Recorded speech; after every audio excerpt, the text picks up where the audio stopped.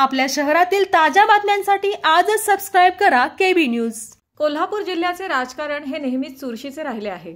अनेक वर्षे पारंपरिक घराणी आणि त्यांची सत्ता येथे चालत आली, पण आता जिल्ह्यात बदलाची हवा जाणवत आहे। या बदलत्या चित्रात धनंजय महाडिक यांचा प्रभाव दिवसेंदिवस वाढत चालला आहे, तर सतेज पाटील यांची पकड मात्र हळूहळू सैल होताना दिसते। सतेज उर्फ बंटी पाटील यांनी अनेक वर्षे राजकारणात काम केलं, पण गेल्या काही निवडणुकांपासून त्यांच्या नेतृत्वाची धार कमी झाल्याचे दिसत आहे। काँग्रेस पक्षाची कोल्हापुरातील स्थिती ढासळत असताना सतेज पाटील जनतेच्या मनात नवा जोश निर्माण करण्यात अपयशी ठरले आहेत।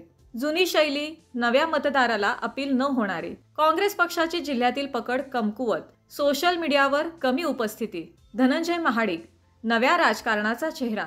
धनंजय महाडिक हे कोल्हापूरच्या नव्या पिढीसाठी आशेचा किरण बनून उभे आहेत।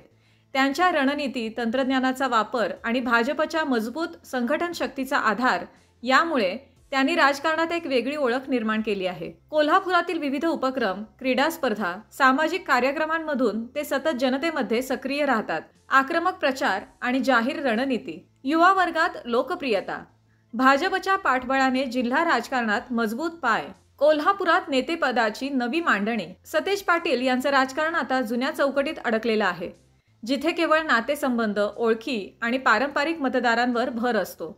याउलट धनंजय महाडिक यांनी नव्या पिढीच्या अपेक्षांनुसार आपली प्रतिमा घडवली आहे। ते ठोस मुद्द्यांवर बोलतात आणि बदल घडवून आणण्यासाठी सक्रिय असतात। कोल्हापुरातील राजकारण आता परिवर्तनाच्या टप्प्यावर आहे।